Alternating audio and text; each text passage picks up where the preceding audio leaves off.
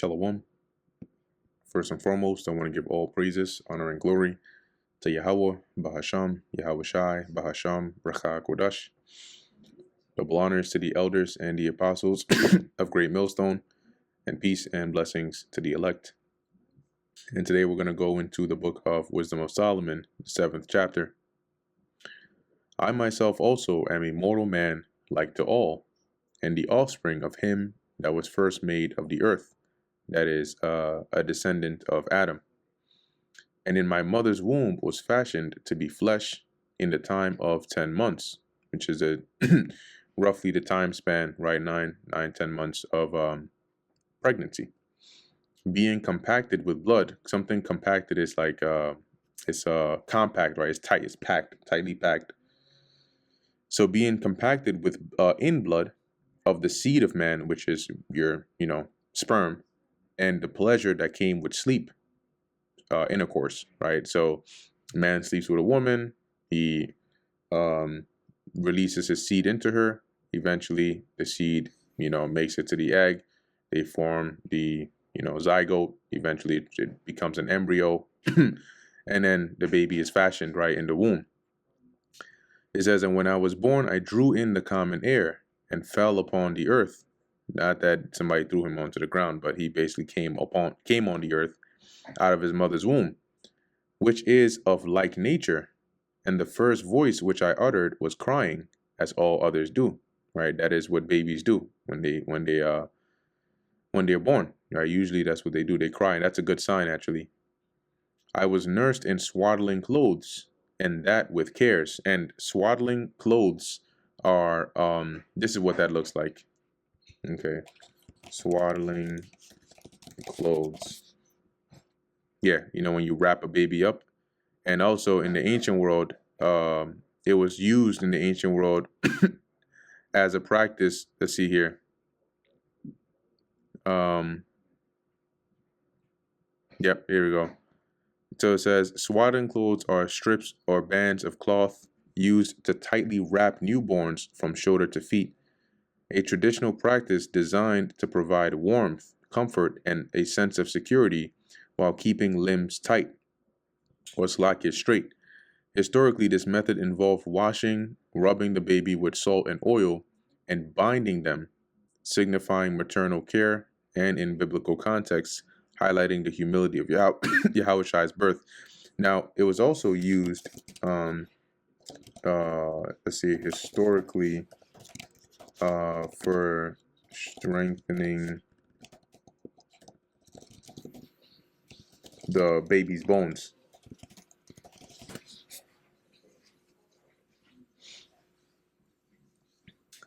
It says here, historically, from ancient times, through the medieval and early modern periods, which even goes before then to biblical times, babies were tightly bound in swaddling clothes, strips of linen or wool, based on the belief that a newborn's limbs and spine were soft and needed to be kept straight to prevent deformity and expose proper skeletal development. This practice involved, now let me see, instead of historically, let's say used in the ancient. When you read in the books of what is it called, Manners and Customs of Bible Times, it actually goes into that. But it basically mentions how so you see here, it says, used from birth for several months, this practice was believed to prevent crooked limbs and maintain proper posture, often in accordance with Galenic medical theories. So going back, it says here, and that with cares. So he was wrapped in swaddling clothes, just like that what they would do for children or babies. For there is no king that had any other beginning of birth. For all men have one entrance into life and the like going out, which is through birth, right? If you come as a mortal man, you come onto the earth through being born, right? That's the passage, that's the doorway for us to come here. And the like going out, which the going out is like we all die the same way, in the sense that, as Solomon said, in Ecclesiastes, right? Then shall the spirit go back to the Father which gave it, and the flesh, would go back into the earth. That's how we die. When I prayed, and wherefore I prayed, and understanding was given me, I called upon God, and the spirit of wisdom came to me. So Solomon, personifies wisdom as like this woman, or that, which is really a spirit, the spirit of the Lord that comes to him, that he really cherishes. It says, I preferred her before scepters and thrones, before meaning above, right? So I had rather preferred wisdom above scepters and thrones, which represent rulership, and esteemed riches nothing in comparison of her. So riches, gold, silver, that was all nothing compared to wisdom. Neither compared I unto her any precious stone, because all gold in respect of her was as a little sand, and silver shall be counted as clay before her. So when you gold is something valuable, precious stones are something valuable, silver is also something valuable. But here Solomon is saying that in comparison to wisdom, precious stones don't even come close. Okay, in comparison to wisdom, gold is likened onto sand, and silver is likened onto clay. That's how valuable wisdom is. I loved her above health and beauty, and chose to have her instead of light. Here, and light is light is basically, like life, a life providing resource, right? We need light. Is a part of what we need to sustain ourselves, right? And here he's saying, like, basically, I chose her above health and beauty. I chose her above even some of the most essential elements. For the light that cometh from from her never goeth out, which is the light that comes from her is the guidance, right? If you look at how light works, it gives you, sight, because with light it's illuminated. You can see where you're going, and you can use it and do what you have to do. That's why we live in the daytime, right? If you really look at it, majority of the things we do, in the ancient world, people weren't as active in the nighttime as they are now. Why are they more active now? Because now there isn't that great of a difference between daytime and nighttime because of the lights, right? Artificial light. So you can still see in the nighttime, but in the ancient world, it wasn't like that. So most of the time, you would be sleeping in the nighttime, and then you would be active in the daytime because there is light. So the light that comes from wisdom that never goes out is the guiding light that leads you, into all righteousness, you could say. All good things together came to me with her, and innumerable riches in her hands. So he's saying, when wisdom came to me, she came with all good things, and she brought me innumerable, uncountable riches in her hands, which you can gain with carnal riches through wisdom, but the innumerable riches are really the deeper understandings, the mysteries of God. And I rejoiced in them all, because wisdom goeth before them, wisdom is above them. And I knew not that she was the mother of them. See, so some people desire, they desire the children of wisdom, right? They desire the traits that you can get, the fruits of wisdom, but they miss the mark in not desiring the mother. It's like if they ask you for a reward, do you want the egg laying hen, or do you want an egg? If you pick an egg, you're missing out, because okay, you use the egg and that's it. But if you have the egg laying hen, you can continually have eggs. So that's what wisdom is likened onto, right? The mother of all of these riches that Solomon compares the fruits of wisdom onto. I learned diligently and do communicate her liberally, right? So he's saying, I diligently learned of wisdom, and I speak on her liberally, right? Freely. I do not hide her riches. So I'm not trying to hoard wisdom to myself. For she is a treasure unto men that never faileth, which they that use become the friends of God, and being commended for the gifts that come from learning. See, so wisdom is like a treasure that never fails you. You never run out. You don't run out of wisdom. You can run out of gold, you can run out of silver, you can run out of precious stones, but you can never run out of wisdom, right?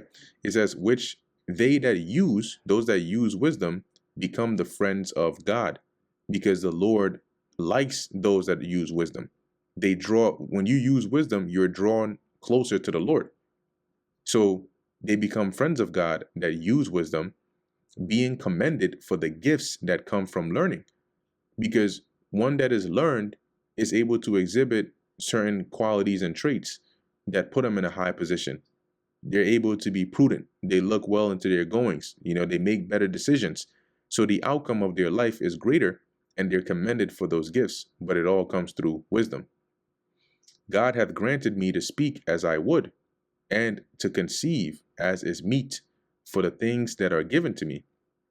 To conceive is to bring forth.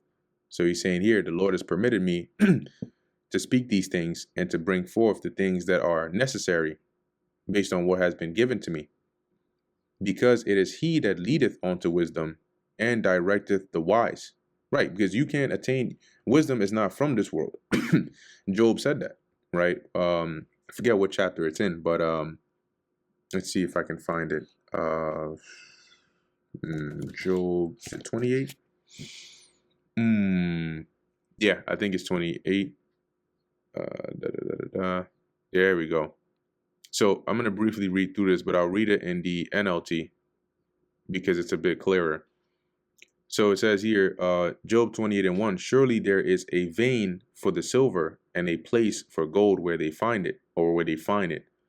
Iron is taken out of the earth and brass is molten out of the stone. And the point in which brought us to this precept is understanding that wisdom, the reason Solomon said that,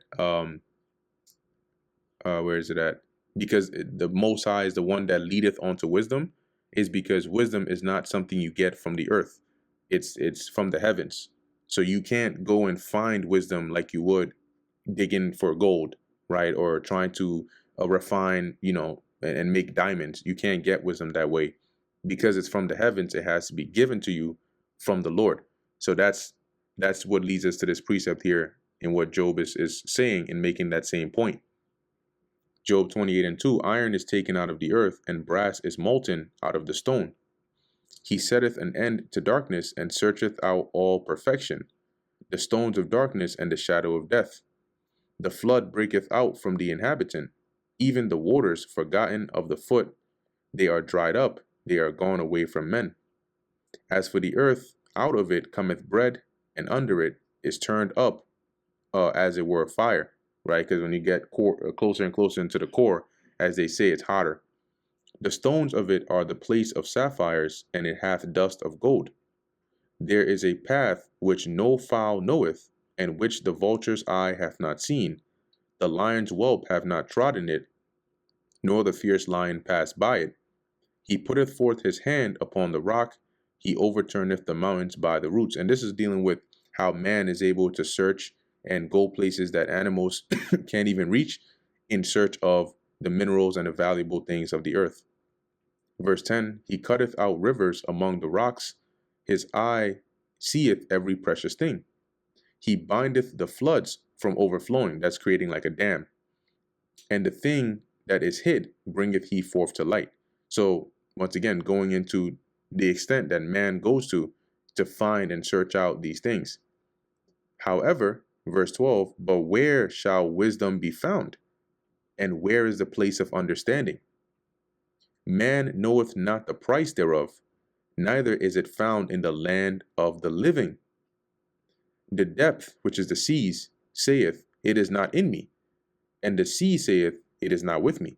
You see, so Job is making the point. You can search, in the ground for gold, for silver.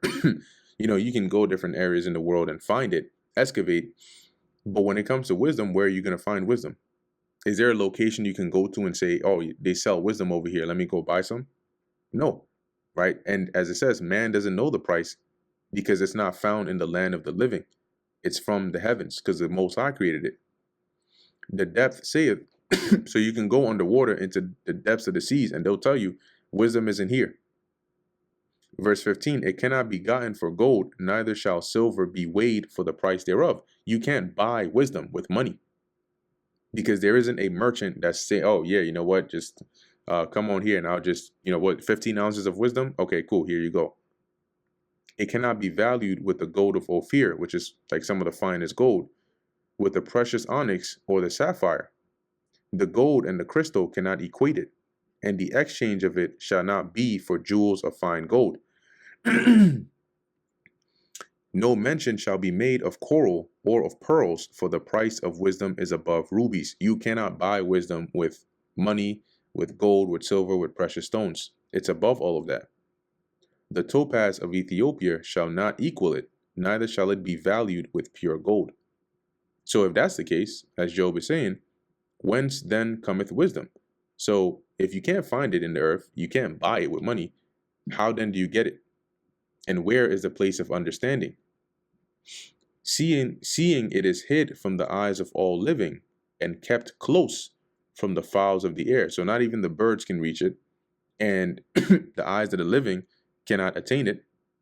Destruction and death say, we have heard the fame thereof with our ears. So even death and destruction would say, we've only but heard about the fame of wisdom, but we can't tell you where it is. God understandeth the way thereof, and he knoweth the place thereof. See that? So it's the Most High who knows the place of wisdom, because he created wisdom, and he's the one who can give you wisdom. So going back to Wisdom of Solomon, chapter 7, verse 15, continuing, because it is he that leadeth unto wisdom and directeth the wise, because he's the only one who knows where she is and can give you wisdom.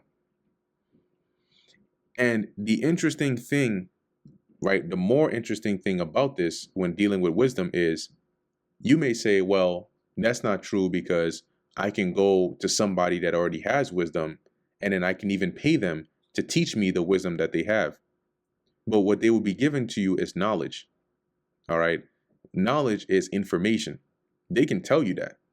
Wisdom is not only information, because a lot of people know things, but it doesn't make them wise. Knowing something alone doesn't make you wise.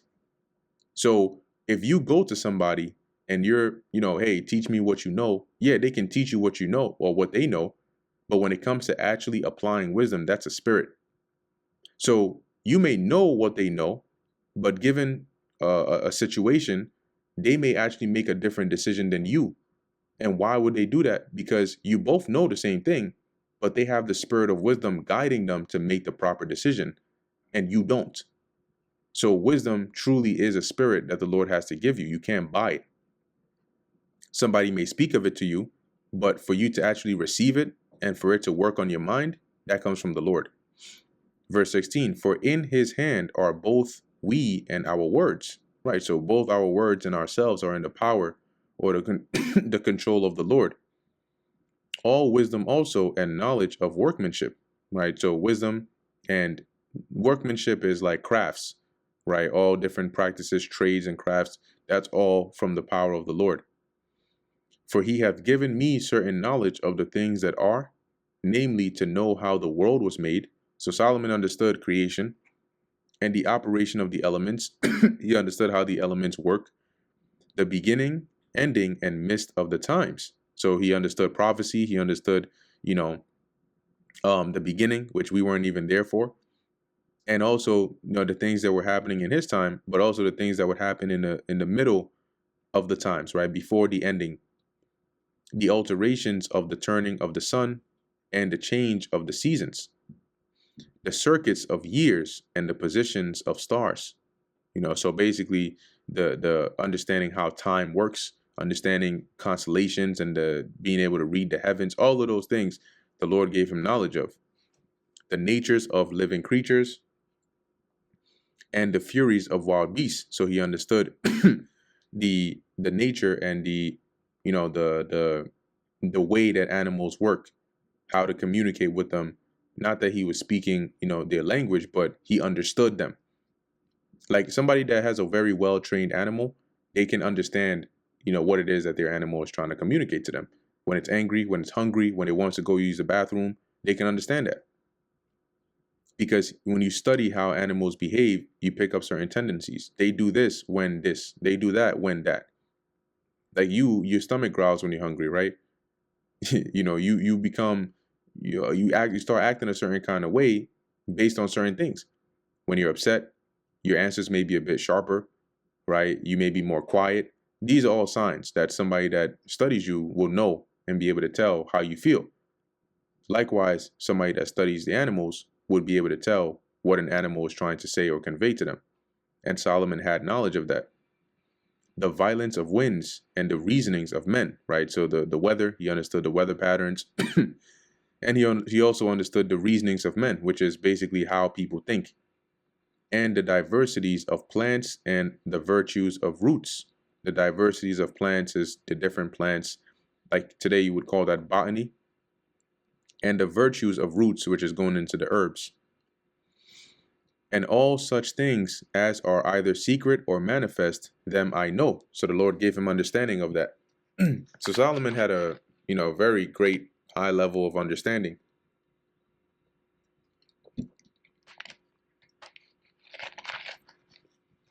For wisdom, which is the worker of all things, taught me.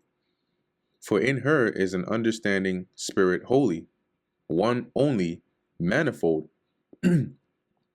So there's multiple layers to the spirit of wisdom. Subtle, it can teach you to be subtle, right? Gentle, wise, crafty, lively, clear, undefiled, plain, not subject to hurt, loving the thing that is good, quick, which cannot be letted. Letted meaning to be restrained or held back. That's Old English for to restrain or to hold back. And these are the traits of wisdom, but these are also traits they instill in those that have wisdom. Ready to do good, kind to man, steadfast, sure, free from care. Because when you dwell with wisdom, you don't really stress about a lot of things because you understand. You think before you act. Having all power, overseeing all things, and going through all understanding, which is what? Wisdom. Pure and most subtle spirits. So whatever things, remember in a previous chapter, he mentioned that she will meet thee at every thought. So in going through all understanding, that is where you get wisdom, for you to understand all the things that Solomon understood. As he says, it was taught to him of wisdom, which is really the spirit of the Heavenly Father. Verse 24, for wisdom is more moving than any motion. She passeth and goeth through all things by reason of her pureness. Being more moving than any motion, meaning that wisdom is in everything, right? You can find wisdom in everything, right? In how animals move, in how the world is constructed, in how rain falls, in how cars drive, in how the plants grow. Everything, you can see wisdom in it. Why animals eat certain herbs when they're not feeling well. Having all power, verse 24, she passeth and goeth through all things by reason of her pureness. That's why you can find wisdom in all things, in all facets of life. For she is the breath of the power of God and a pure influence flowing from the glory of the Almighty. So if she's the breath of God, then unless he breathes upon you, then you're not getting her. It says here, therefore can no defiled thing fall into her. See, so the Lord decides who to give wisdom to, and he's not going to give wisdom to one that is defiled. And likewise, wisdom itself will not be defiled. For she is the brightness of the everlasting light, the unspotted mirror of the power of God. So she reflects, right? Wisdom reflects the power of the Lord. And those that have wisdom, they're like being in the image of the Lord, right? With those that have the wisdom of the Lord and the image of his goodness. And being but one, she can do all things. And remaining in herself, she maketh all things new. And in all ages entering into holy souls, she maketh them friends of God and prophets.